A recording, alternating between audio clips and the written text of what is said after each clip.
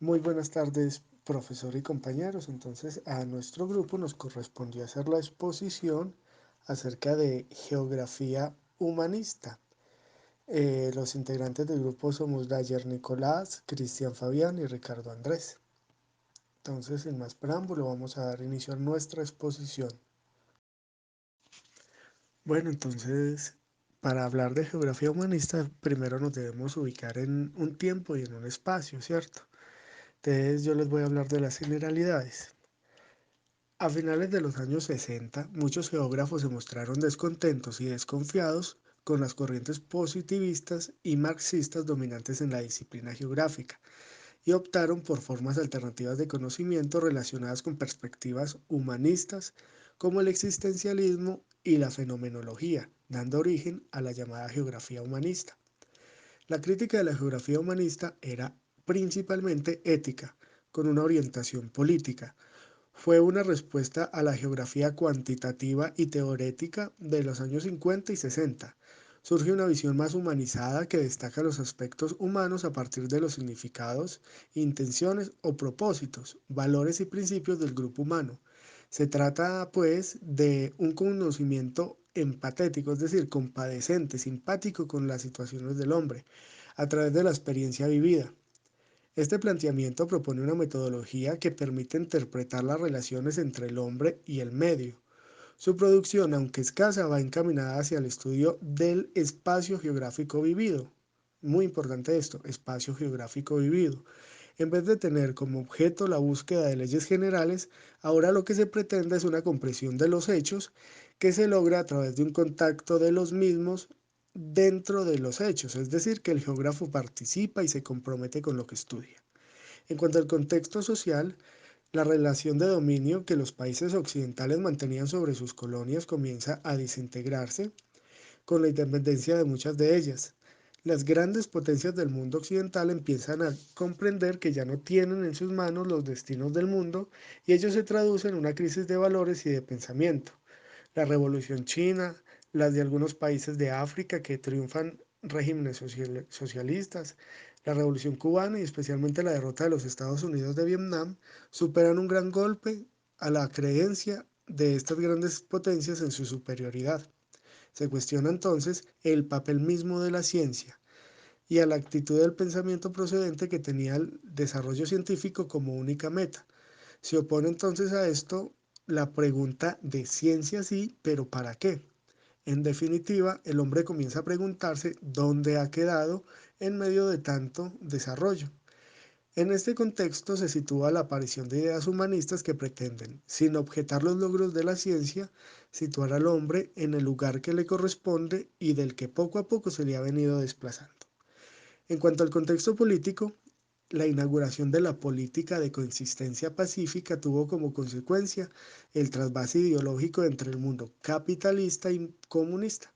Por una parte, la sociedad soviética tuvo que admitir en su seno ideas procedentes del capitalismo, en relación especialmente con la política y el pensamiento, que supusieron una apertura y por tanto aumento de la libertad. En el mundo capitalista, por otro lado, con la irrupción de teorías marxistas, comienza un doble movimiento intelectual, el de la crítica dogmática y al tiempo el de la aceptación de las ideas marxistas, en especial aquellas que hacen referencia a la desigualdad social. En cuanto al contexto económico, muchos se preguntan por qué la ingente cantidad de recursos obtenidos tras las revoluciones industriales no se ve reflejada en unas mejores condiciones de vida. El trabajo resulta enajenante, crece la injusticia y la desigualdad social en la vida de las grandes ciudades, degradándose la vida humana. Comienzan a aparecer movimientos críticos en relación con los modos de entender la sociedad y también con la calidad de vida del hombre en la tierra, y más concretamente en las ciudades. Surge la preocupación por el medio ambiente, que se está destruyendo por la técnica y por una forma de vida humana desordenada en las ciudades, y comienzan a aparecer grupos revolucionarios y ecologistas. Entonces, a modo de conclusión, la geografía humanista se declara como el principio del humanismo anticientifista, antipositivista y antirreduccionista.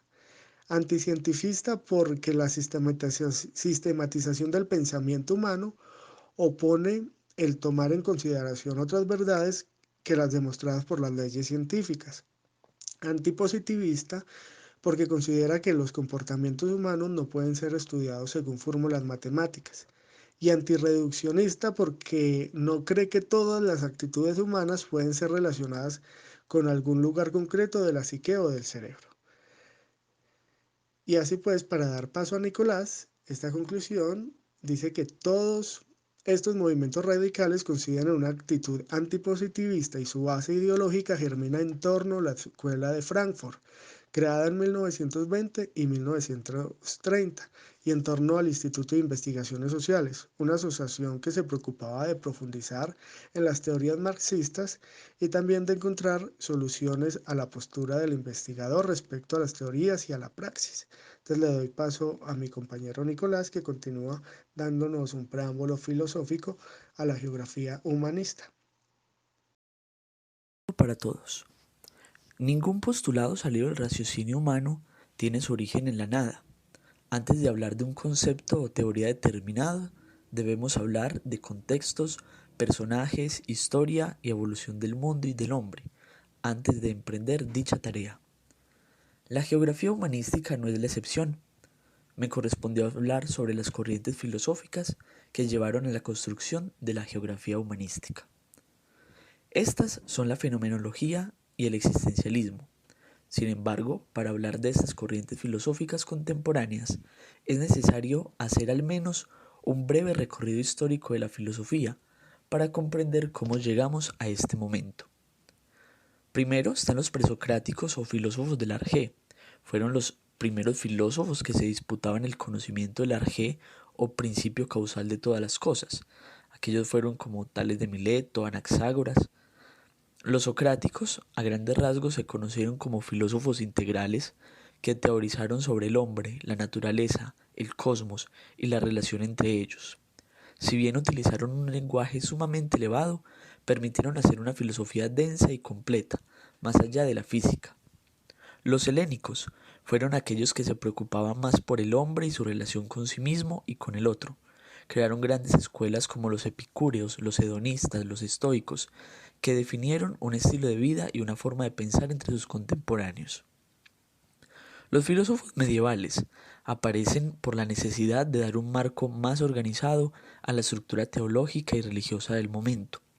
Por eso se retoman los postulados de los filósofos socráticos como Platón y Aristóteles y se combinan, si así lo pudiéramos llamar, con las escrituras religiosas, dando como resultado tratados de una teología sumamente elevada y compleja, sustentando con ello las escrituras religiosas. Los filósofos modernos exponen un conocimiento científico, pero también metafísico del mundo. Se complejiza el conocimiento haciéndolo independiente del hombre e incluso de las teorías religiosas. Personajes como Descartes, Leibniz y entre otros tantos físicos como filósofos dan nuevas coordenadas al pensamiento humano. Los filósofos contemporáneos, su ejercicio está más vinculado al hombre y a su relación con el mundo. Temas como el lenguaje, la ética, la existencia del hombre son los puntos más álgidos de todo el aparato filosófico, surgiendo nuevas escuelas como el existencialismo, la hermenéutica, la fenomenología, el niquilismo y el vitalismo. Ahora bien, evidenciando que el pensamiento humano de alguna u otra forma es cíclico, las corrientes filosóficas que han influenciado el origen de la geografía humanística parten del postulado de la necesidad de ver el mundo desde el hombre y no el mundo con el hombre, siendo este una parte más del inventario. La fenomenología y el existencialismo tienen como sujeto al hombre libre y pensante, experiencial y sensitivo. La fenomenología, esta corriente filosófica nace con Edmund Husserl. Su principal crítica es hacia la matematización, la mesura y la objetividad de lo real, y por tanto lo existente. Expone que el conocimiento debe de tener un balance entre el empirismo o el conocimiento nacido de la experiencia y el racionalismo o el conocimiento a partir de la razón, la lógica y el orden material.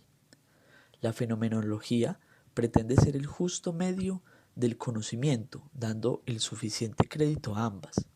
pues la disputa recae en que en su momento se pensaba que el conocimiento a partir de los sentidos se tenía por subjetivo y que la subjetividad no podía haber razón. Si recordamos la anterior diapositiva, aunque a pasos de gigante, estos filósofos tienen como predecesores a aquellos que aparte de filósofos eran matemáticos. Sus juicios en contra del sistema metafísico y subjetivo tenían como resultado un veredicto no gratificante. Así pues, para la fenomenología, el hombre, al ser centro y media de todas las cosas, evidencia incluso la dimensión espacial a través del hombre. El existencialismo, cuyo padre es Soren Kierkegaard, se continúa hasta el contemporáneo francés Jean-Paul Sartre, que propone una visión libre del hombre. En teoría, citando a Sartre, estamos condenados a la libertad. El hombre, al ser libre, no forma parte del ajuar geográfico, sino que comprende el mundo como un lugar de la existencia, donde se desenvuelve, donde habita y coexiste. De ahí que la geografía humanística se estudie desde el punto de vista experiencial y existencialista del hombre. Hablar del origen de la geografía humanística es muy importante, pero es también importante hablar de los momentos en los cuales esta corriente toma fuerza y de los momentos en los cuales la pierde. Los primeros indicios de una geografía humanística aparecen alrededor de 1940, cuando muchos docentes geógrafos, principalmente de países anglosajones, lanzan críticas hacia lo que ellos llaman la estrechez de las corrientes positivista y marxista, quienes hasta ese entonces y años después fueron las únicas dominantes en lo que era el estudio de la disciplina geográfica. Ya después de la Segunda Guerra Mundial, las críticas continúan, pero ahora son contrarrestadas con un desprestigio que promueven los positivistas, quienes sostienen que esos discursos son únicamente de extremo idealismo. Por lo tanto, todavía la actividad carece del término geografía humanística como tal. Tuvieron que esperar hasta 1960 cuando llega el filósofo, escritor y dramaturgo francés Jean-Paul Sartre, quien dirige su contenido existencialista hacia el estudio de la geografía, sosteniendo que el margen de acción practicado por el positivismo es demasiado angosto y que por lo tanto es erróneo. Sartre propone un estudio donde no se separa al hombre del mundo ni viceversa, es decir, no se separa al hombre como protagonista de los sucesos geográficos. Él apuesta por una corriente en la cual los conocimientos geográficos provengan no únicamente de la observación, sino también sean de la participación activa del sujeto en su entorno. Ya en los años posteriores a estas declaraciones, el papel del hombre en la geografía tiene un poco más de cabida, pero aún no se consolida como lo hará en los años siguientes. Y para esto pasan 20 años hasta que Ji Fu Tuan, él es un geógrafo de origen chino-estadounidense, que en 1974 publica un libro titulado Topofilia. Topofilia es la expresión de sentimientos de una persona hacia determinado lugar. En este libro hace un fuerte énfasis en la importancia de las relaciones afectivas entre el ser humano y su lugar de acción. Llámese lugar de acción, la casa, el barrio, la nación, etc. 2 años después de la publicación de Sofilia, llega el geógrafo Edward Ralph, quien es considerado el impulsor de la corriente humanística en las zonas de Estados Unidos y Canadá, ya que él es ciudadano de ambos países. Ralph publica un libro titulado Lugar y pérdida de lugar, en el cual, entre otras cosas, toma al hombre como punto de partida para todo tipo de estudio, además de mencionar lo siguiente. La fenomenología es el único medio, o al menos el medio más aceptable para lograr entender el lugar y todo lo que subyace a este. Después de Ralph llega el escritor y geógrafo de origen galés David Ley. Gales, como ya saben, es un país perteneciente al Reino Unido. Él publica un libro llamado Geografía sin humanos, donde básicamente lo que hace es plasmar más críticas hacia el positivismo, sirviéndose del argumento donde los geógrafos positivistas hicieron la geografía sin humanos, como su título lo dice. Pero él le da un origen a esto. diciendo que la geografía sin humanos nace a raíz del olvido que en el siglo XIX los geógrafos le dieron al positivismo de Laplace como método de estudio geográfico y optaron por acoger lo que fue el positivismo perfeccionado del señor Durkheim. Entonces, con este método, la geografía se excluyó de los asuntos de la conciencia y la motivación del hombre. Lai llega a la conclusión de que después de 1930 y con una geografía sin humanos, la geografía se convierte únicamente en geometría y nada más. Vuelve y juega entonces la participación de Ji Futuan, que difunde un nuevo libro titulado Espacio y Lugar, la perspectiva de la experiencia, publicado en 1977. Esta vez lo que hace él es un estudio muy minucioso y también un poco extenso de las cuestiones del espacio y cómo el hombre lo modifica. El libro también presenta muchos ejemplos con los que se puede entender claramente la temática que él quiere transmitir. Les voy a leer una frase para que tengan presente porque es algo significativo de la obra de Tuam. Sin embargo, pues al terminar la exposición, si nos alcanza el tiempo, les puedo explicar algunos de los ejemplos que él expone en su libro. Bueno, la frase dice así: entender lo que es el abordaje de los fenómenos es incompleto si no se toma en cuenta el aspecto perceptual, simbólico, valorativo y sensorial del hombre. Posterior a todo esto y durante toda la década de 1980, como les decía, la geografía humanística perdió otra vez fuerza, hasta 1997, cuando el geógrafo estadounidense llamado Robert David Sack publica un libro que se llama Homo Geographis, donde vuelve a retomar los conceptos de la geografía humanística y además desvaloriza por completo los planteamientos positivistas y marxistas, argumentando entre líneas de su libro que son obsoletos a la hora de entender la geografía contemporánea. Una frase que podemos resaltar de este libro para que la tengan ahí apuntada es: nosotros transformamos el mundo, pero esas transformaciones que le hacemos al mundo también nos afectan a nosotros y a la manera en que convivimos. Después de esta década del 90, ya, como sabemos, la geografía humanística se convierte en una corriente pues mucho más cimentada y que se practica de manera muy usual en el mundo. Muchas gracias.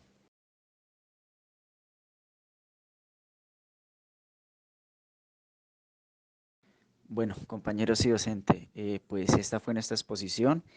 Espero les haya quedado claro el tema y si tienen alguna duda, planteárnosla para poder responderlas. Muchas gracias.